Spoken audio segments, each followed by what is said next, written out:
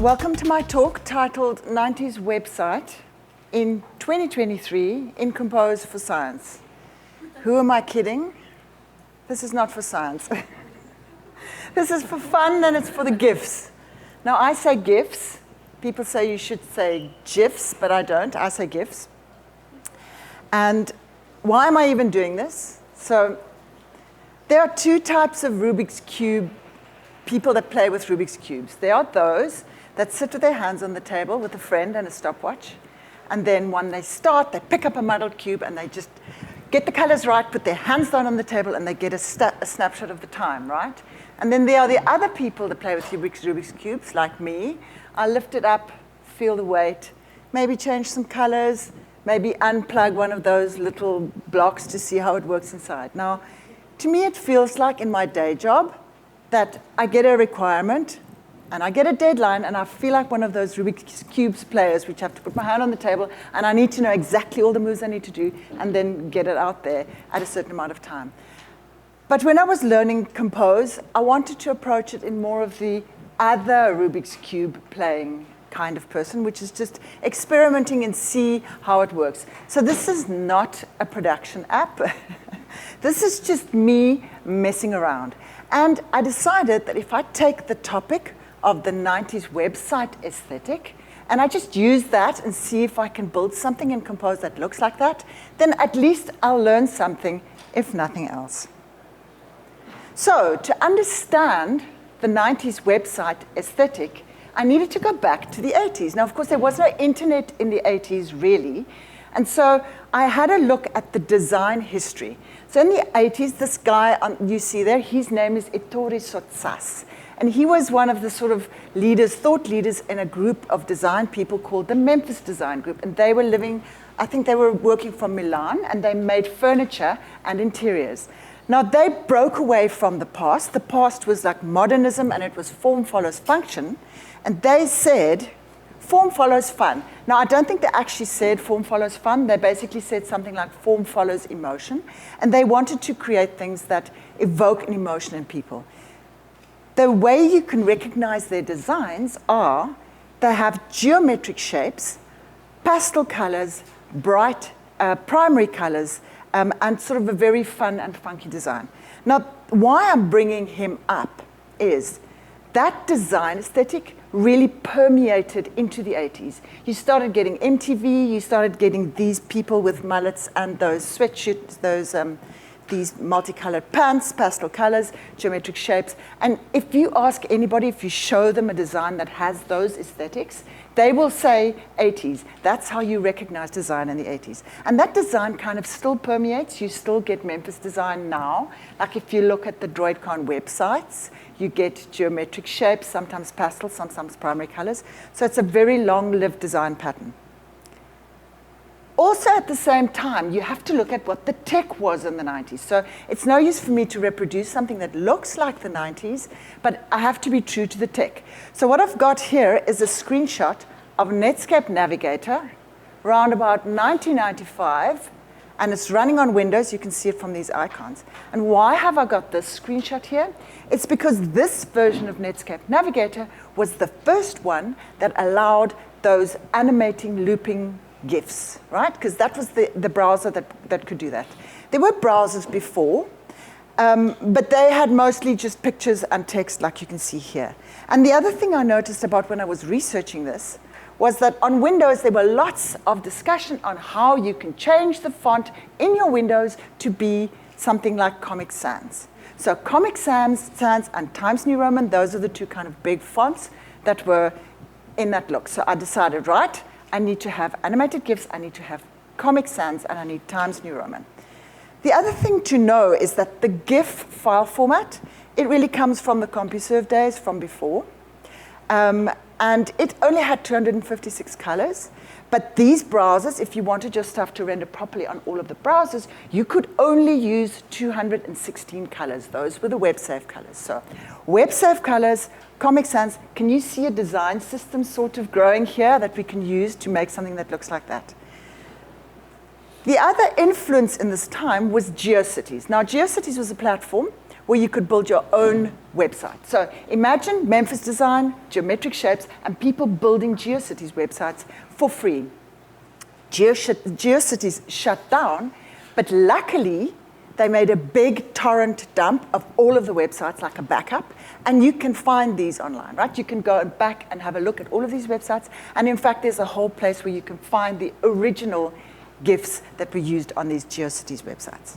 So now I've just created a timeline for you, so you can place yourself from now to the past. This is not to scale, and this is my version. So we've got here 1981. This is when the Memphis design started. Rubik's Cubes came in store. It was My Little Pony Generation 1 and 2. Then around about 1987, that's when the GIF file format started. We have CompuServe, we have mullets, multicolored pants, yes. Then around about 1990, the web and the websites started. We have troll dolls hitting the shelves, mostly Times New Roman, yes, troll doll frenzy. Round about 1994-95, Windows 95, yes, round about that time, that's the screenshot I've got with the looping GIFs. And also the other interesting thing about that version of the browser, it was the first version of the browser that had JavaScript. Why is that important? Because with JavaScript, you can have a cursor that animates, right? You can have like snowflakes or sparkles on a cursor. So that's what we have there. Round about 2000s, it's the mists of time, Y2K bugs, recessions, pandemics, Google, Android, and iPhone appear. Where are we now? We're at 2023. We've got Compose multi-platform, and this is where we are. And we also have ChatGPT. So this is the timeline. OK, so disclaimer slide. When I started the project, I built it on Android. Then when I got halfway through, multi-platform came out. And I thought, OK, cool, let me see if I can build this on multi-platform. I managed to build it on multi-platform, but not everything worked all of the time because the versions kept changing. So the animated GIFs work on desktop, but they don't work on Android. So on Android, when there's an animated GIF, I have this broken file image. The other thing that's tricky is resources. Now, I didn't use Moco. If you go to Mohit's talk later, or if you listen to Seb's talk yesterday, you'll see other libraries that you can use to sort out your resources and your fonts.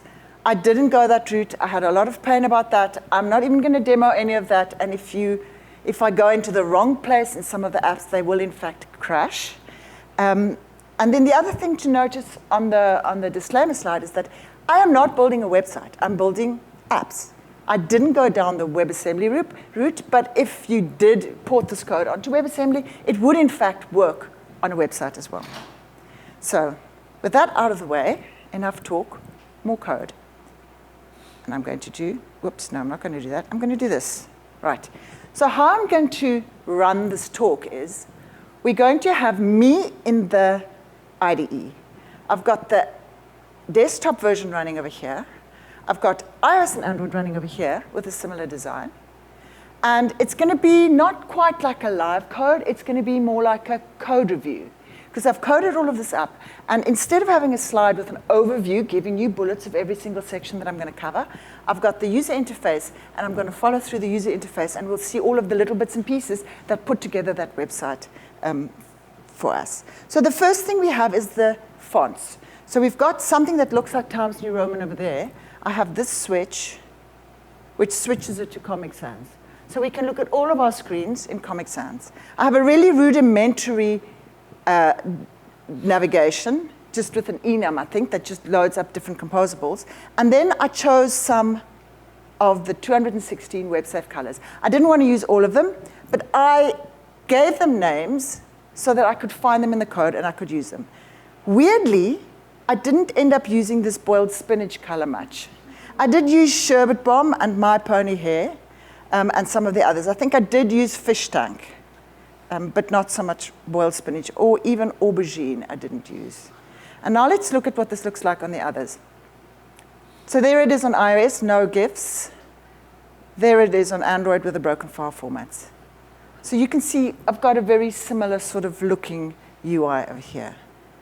OK. Now, since we spoke about Memphis, let's do a tribute to Memphis Design. So here we have Memphis Design. OK. I can show you on all three platforms, but I probably am not going to show you on all three platforms. But just like as a design, we can have a look. So let's have a quick look at what the code is. So if I look at this tribute to Memphis design, I have a Memphis composable, and inside it, I just have the triangles, the donuts, and the waves, okay? So this surface gets driven by these Memphis choices, and these are settings. This is the state coming into this. Now if I take this and I scroll it to the side, you'll see I have my choices on the side here. So I'm just going to make the waves disappear, make the triangles disappear, and let's just look at the donuts for a moment. I can choose if they're filled or not, and I can make their sizes be different. But the thing that's interesting for me about these donuts are, if you look at them, I can space them out, or I can make them be closer to each other. Now what you'll see here is that they're not randomly dropped on the screen. They're actually spacing evenly, and that's not, if you're trying to look at how to place these with coordinates, you need a different algorithm than just picking up a random X and Y coordinate for this. The other thing to notice about this is that the way that Compose works, now I don't need to explain to any of you how Compose and Compose animations work, because I'm sure most of you have tried it, but this part over here, that's the state. And I'm actually changing the state with a slider. And that kind of looks like an animation.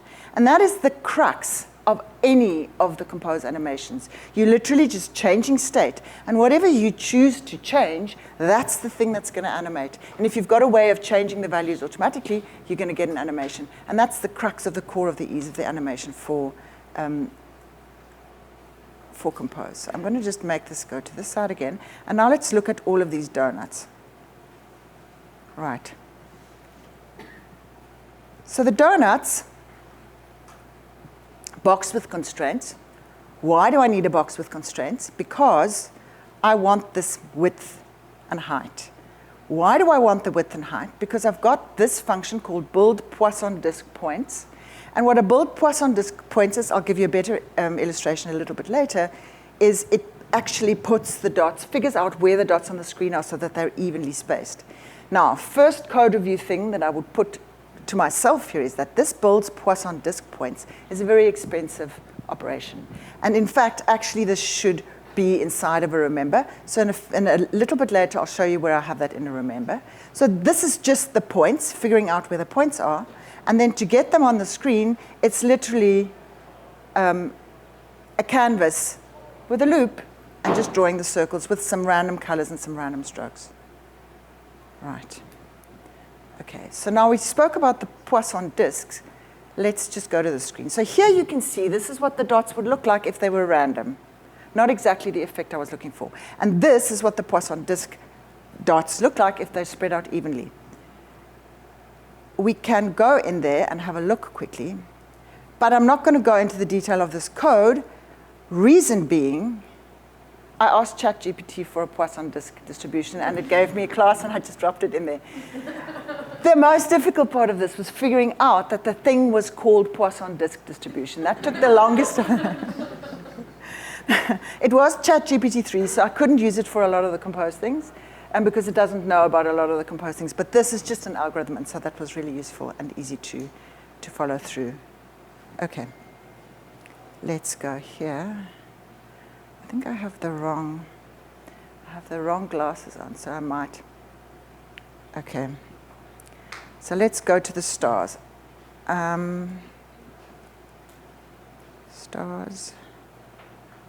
Star screen.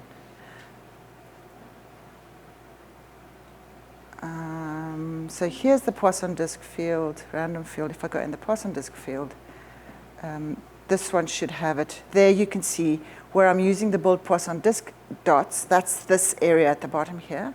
And here I'm using a remember to keep the count of the stars. So that I'm just going to switch glasses because I can see you with these, but I can't see my screen properly with these. Okay. Right. So that's the stars. But if you think about those 90s websites, they didn't do backgrounds like that at all. What they did is they had a little JPEG that was tiling, and then they would tile across the screen with a JPEG like that. Now, how would I do that? So let's look here. So here's wallpaper, just tiling some colors. And here we have pink clouds. I don't know if you'll be able to see where it repeats here. because the screen resolution is, I think there and there is a repeat, or these blue stars is another one where you can see, you'll be able to see the repeats. I think if you look for that little thing over there, you can see the repeats. So let's see if we can figure out how I did that. And I'm going to wallpaper, and I'm going to wallpapers, and I'll see we've got the blue stars here. So first, you need to get the actual image, and you need to get it in an image bitmap. Now, this image resource here, this is the tricky part here. This is going down into the different resources of the different multi-platform issues. And that's why it works on Android and desktop, but it doesn't work on iOS. In fact, if I go into the screen on iOS, I'll get a crash. And then the next concept I want to introduce is a brush. Now, the brushes are really, really useful because you can set them up any way you want, whether you're using a gradient or whether you're using these tiling images. And then you can use those brushes anywhere. You can use them as a background, you can use them in a shape, you can use them over a text, so they're really useful. So anything you can do, if you wanted text with tiling stars, you could do text with tiling stars because you've set up the brush like this. I'm using a shader brush, an image shader brush, and the thing that makes it tile is this tile mode repeated. Now that I've got this brush, it's as simple as adding it to a background in a modifier. But as I said, this could have been a shape, this could have been text, and you would have had these tiling stars as your background, as your wallpaper. Now, all 90s websites have a blink tag. So here we have a blink tag that blinks. You can change the text.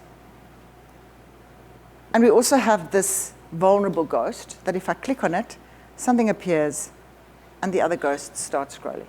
Okay? So let's have a look at that screen. Blink, blink tag. Okay, so the blink tag is just a composable that takes content. It's got a remember infinite transition. Now, if you remember Rebecca's talk, if you were there, or if you know that diagram of figuring out which animation to use, we've got something that loops. We've got something that loops forever, and most of these 90s website animations were things that loop forever. And so I've got a remember infinite transition, and I'm animating the alpha, because that's what the blink's doing. But if you look carefully at the blink, you'll see it stays on longer than it's off. And to manage to do that, I'm using keyframes over here. So if you pass into the blink tag, you tell it how long you want it for the whole of the blink, and then you're using the keyframes here to say that it's got to be on for this amount of time and be off for that amount of time. And that's how you get it to blink like that. If you wanted a blink text, all you needed to do was wrap your text in a blink tag. And that's how you can get anything to blink, right? So go forth and use blink tags on your websites, on your apps. Actually, probably not. Okay. Now, we'll have a look at the ghosts. So the ghosts, column, the ghosts. This is an example that you might have seen in the documentation already. There's just a flag that remembers if the ghosts are showing, that is, and then you can click on the vulnerable ghost and make it show and hide. And then it uses animated visibility to just slide those scrolling ghosts up from the top. I'm using the default parameters of animated visibility, but if you didn't want it to slide up and down like that, you could certainly change the way that those ghosts appear. Now, if you want to see how the ghosts are scrolling across like that,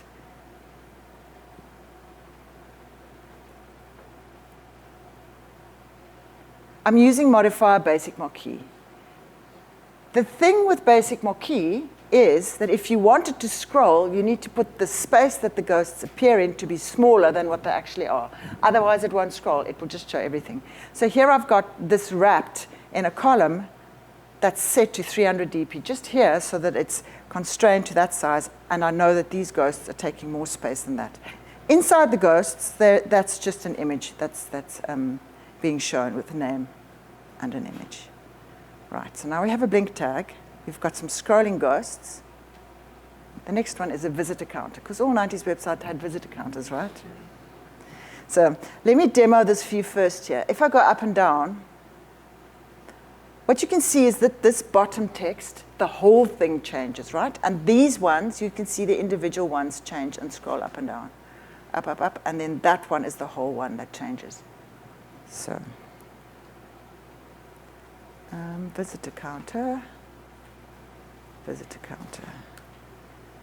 So I've got two things to show you here. The first is how do you make the actual individual cell scroll up and down. And that, again, is one of the examples that you'll find in the documentation. So if you're not following this code closely, you can find that in the documentation. And it just uses animated content with a transition spec that says, depending on what this count is, if the number is bigger or smaller, it will just slide in and fade in, or slide out and fade out, depending on what the value is of the number that comes in there. And then the text there would be, you just give the text that it needs to do. If you just wrap this in an animated content, it will do that sliding in, sliding out. But that does it for the whole number. So how did I get it to do the individual cells? It's actually pretty simple. I made a row, and then using some maths, I just extracted the individual number with this power and this mod value that just stripped out the number. And I literally wrapped every single one of these numbers in one of these sliding things. So it's tracking each individual cell. And that's how you get it to make the numbers change on every one. OK, so we have a visitor counter. Now let's have some rainbow text. Can you see I had a lot of fun? Now, I have very many rainbow text examples, but I'm only going to show you these with the spinning hot labels, because otherwise we'll be here forever. I'll start with a smooth one. So, let's see. First, I created this rainbow animation because I actually would need it more for multiple ones. You tell it a duration. That means like what's the duration over which it must change the rainbow. I give it a list of colors, and the start index was just because I wanted to stagger when the rainbow started. And this animation will give you back a color. Again, from that spreadsheet, remember infinite transition. Remember infinite transition is going to pop up quite a bit here. I know that I want, say, all of the rainbow to appear over a whole interval. And so I'm animating by color, but if I didn't add the keyframes, if I just animated through the colors, I would only get, say, if the first color was, say, red and the last color was purple, I would only go straight from red to purple, and it would skip the interim ones.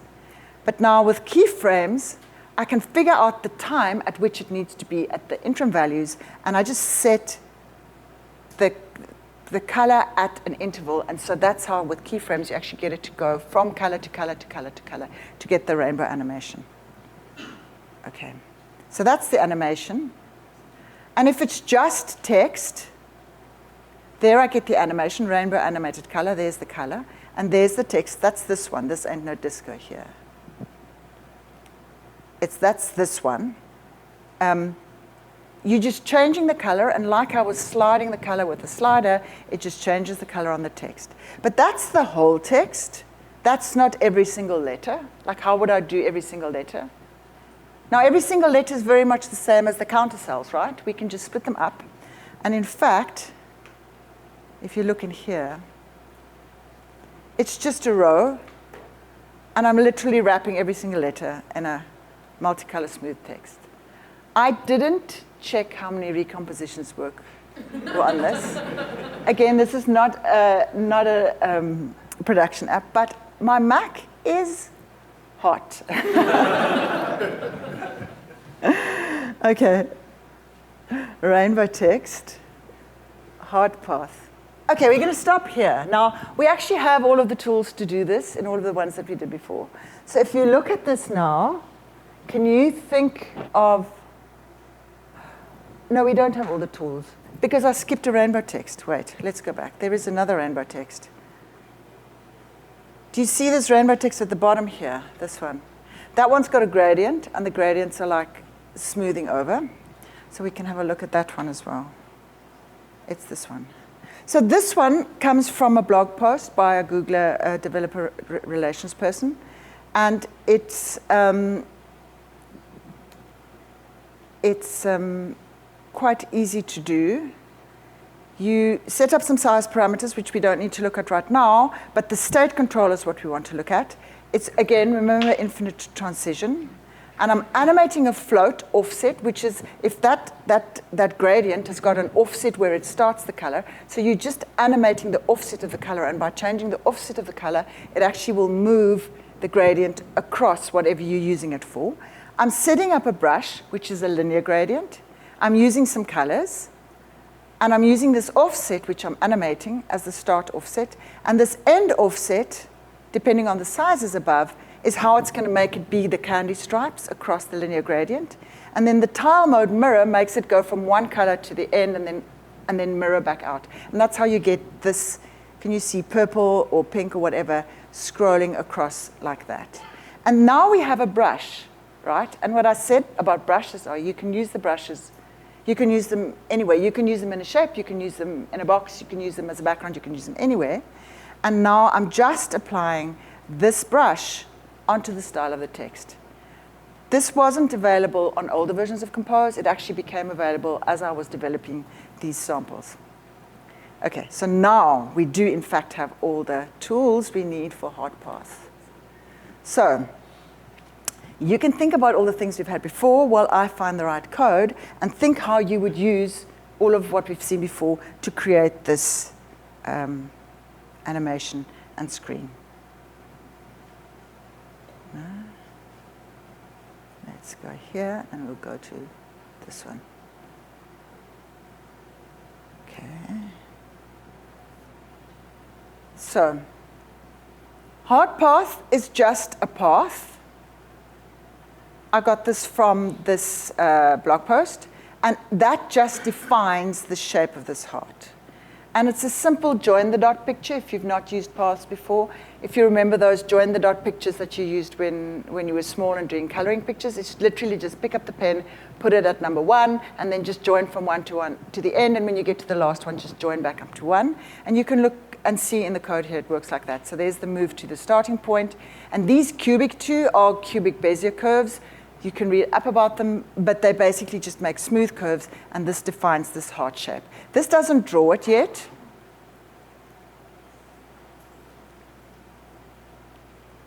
Here I'm creating a shader brush, again creating a brush, and it's based on these colors, red, magenta, and pony hair. And that's the candy colors like that. And again, here you see the offsets. And these offsets just make that pink stripe appears at those places in the heart. So now I've got a path, and I've got a brush. All I need to do is draw the heart.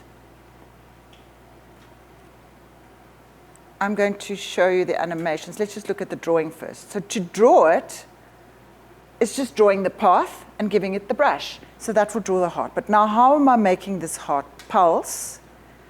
I'm adding a transform, and I'm scaling it. So I'm using a scale transform. This translate one just drops it again in the middle of the screen using this center parameter that you get from a canvas and the scale. So it's the scale that I'm using to pulse it. Now, given what we saw before, can you guess what animation technique I used to make the scale happen? Oh, I went too quickly. Remember infinite transition. Because that's all of these 90s ones, again, are looping, and you can see it's carrying on looping forever. And so I'm just animating the scale of the heart to make it pulse. Now, there are a few dividers here that we've got on screen. We've got this one at the top here, this one, this shimmery one. And we've got this big circular one that's got black in the background and white, and it changes colors like that. So the shimmer divider uses the same technique as the text. Again, I have the offsets, and I've got a linear gradient with the offsets. Again, I've got a brush. The minute I've got a brush, I'm using it as a background now, and I've got a spacer. So basically just a spacer that's got a rainbow as a background. Now this more spark divider is the one that you can see in the big screen over here.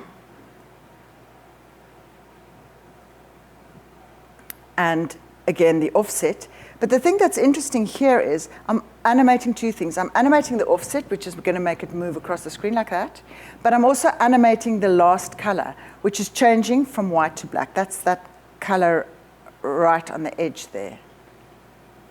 And then if I look at how this gets drawn on the canvas, I have a radial gradient, and the colors are the rainbow colors in the middle, plus the last color. That's how the last color changes, and the offset changes, and now it's moving across the screen. And this is just a rectangle that you use the brush to draw the rectangle. Okay, I think we have one more example left. And that, oh no, we have two examples left, and that is the under construction sign. So, the under construction sign, okay, this is just an animated GIF that's in here. This one at the top here, I'm animating the offset across X and Y. This one at the bottom here is a variation of that marquee one that the ghosts were marking. So you can see the size is kind of cut off over here. Now the top one you'll see goes jank, jank, jank, jank, jank, jank like that, and the bottom one goes smooth. The bottom one is using the same technique with a shader brush, a linear shader brush, that the offset is changing. And the top one is actually literally all of those rectangles that I'm calculating how to rotate them and draw them. I would not suggest this one, mainly because it makes your head ache. And this one is a technique that's much easier to use. We can have a look and see if we can find the code for that. Under construction. Text marquee chevron. Okay. So there's the canvas and the rectangles one down there. Yes, let me not go in there. But the gradient one, we've seen how that works already. Or is that the gradient one? Okay, drawing canvas with the text. And again, there's a shimmer brush, which is the same kind of shimmer brush as a rainbow. This is just not a rainbow. This is just two colors changing like that. Okay. And then our last example is the glitter pointer. This one also makes my laptop go hot. So this is what this one looks like. Hang on, click. Oh no. The demo gods. Glitter pointer. Does this one work? Yes. There it is on iOS. You can see they've got a life, so they decay like that and they fall down. Let's see them on Android. There we are. Okay. So a truly cross-platform battery consumer. Okay, there. Here we've got it on desktop. Okay. I'm sure you're not supposed to use Compose like this. But okay, I've got a fleck object, which is just one of those objects that can draw, and it can draw either a circle or a square. If you wanted to use a path, you could draw stars or anything else in that. And the glitter shape, okay, that's the enum for the glitter shape, and the fleck object, it takes some parameters, but in principle, it's got two methods. It knows how to calculate its next position, and it knows how to draw itself. Now, this is basic particle systems. If you look up any of these drawing tools like processing or anything, those particle systems, it's the same kind of particle system like that. In fact, I probably cloned some of the code and converted it to Kotlin from there.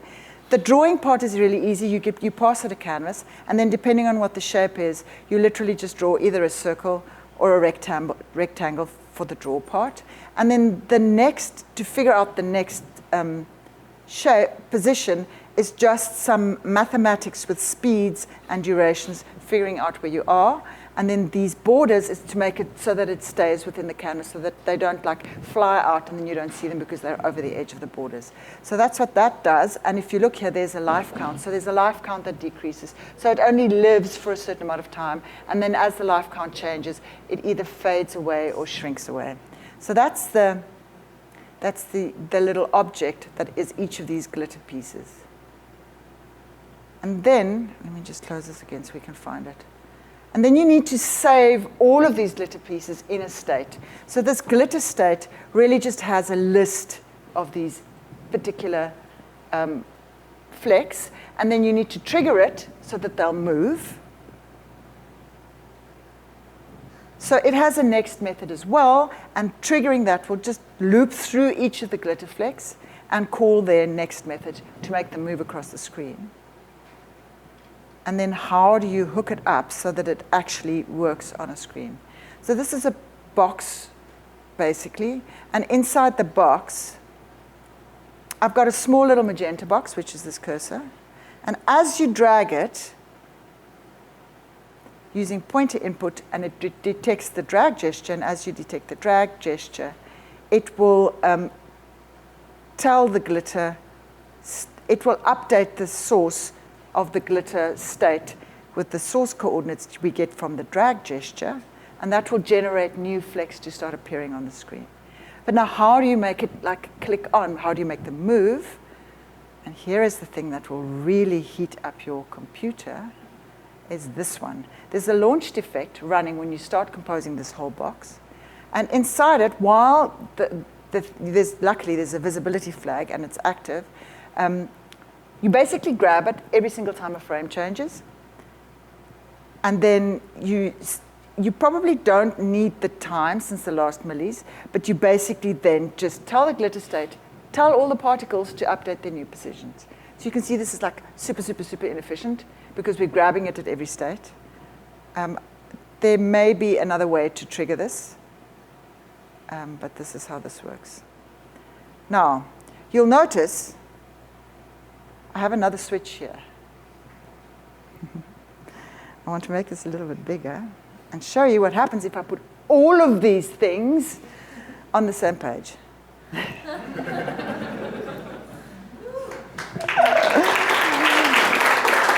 Okay.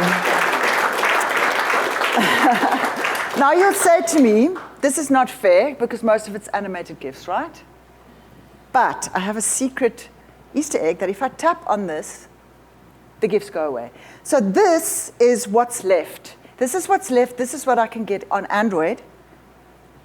That still works. My visitor counter still works. I've got this rotating logo over here. I've got some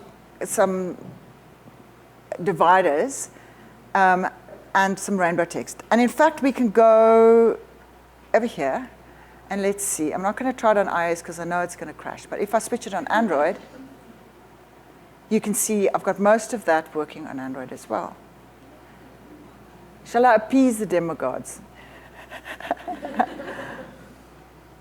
Boom. Like every demo has to have one crash, right? Now I can demo that I can, in fact, from iOS, run it again. Oh, wait, stop and rerun. OK. That's going to take a while. OK. All of these 90s websites, let's just put the animations on again. Ignore. Have a guest book. And so I'm going to do the summary of what my takeaways from this is in the form of a guest book. So the first thing to know or to learn is that if you change the state, it's going to animate. The other thing is whenever you see a number or a color or anything that you can control or composable with, you can actually animate that. I love Compose Multi-Platform. I never knew Memphis was a thing. 90s nostalgia heats up my computer. And I can submit another guestbook entry which says, thank you, DroidCon New York 2023. The other thing that I have in this is bookmarks, because in the olden days, there was no Google. You couldn't Google anything. So the only way you would find anything was if you went to the bookmarks. And so there are bookmarks for all of these arranged by year. And so if you look at the repo, you'll get all of the bookmarks for all of the things that I did for the research for this. So now let's just jump back into the slides briefly. This is a summary screen of the animation techniques used on all the different places: linear gradients, remember infinite transition, basic marquees for the ghosts, animate color, animate float, animated content for the visitor counter, linear gradients for these shimmer dividers and for the under construction signs, shader brushes, image shader, launched effect with frame canvas milli, use at your own discretion in places where you don't need performance problems on a canvas. So those are the techniques that I used to build this. And now you would say to me, right, this is 2023 and it's not 1995.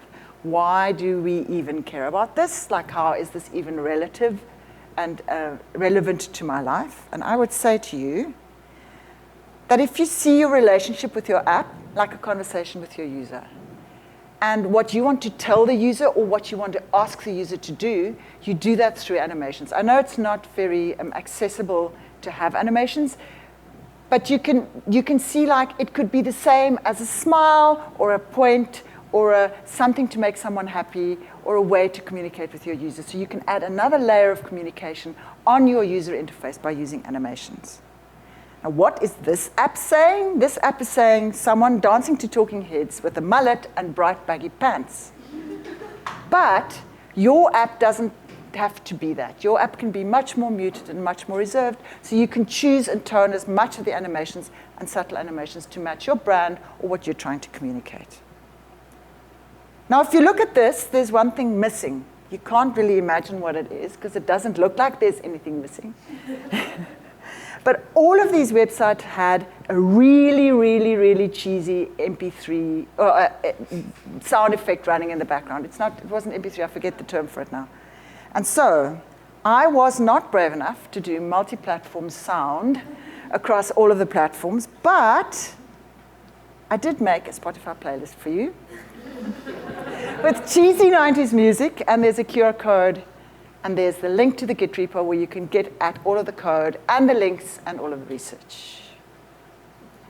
And with that, I don't know how much time. Oh, am I 1 minute over? Okay, well, questions or not questions? I don't know. How's my time?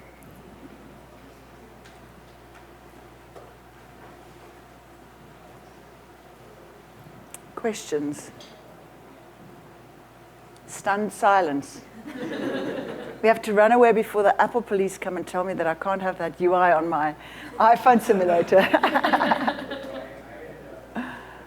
Okay, well then.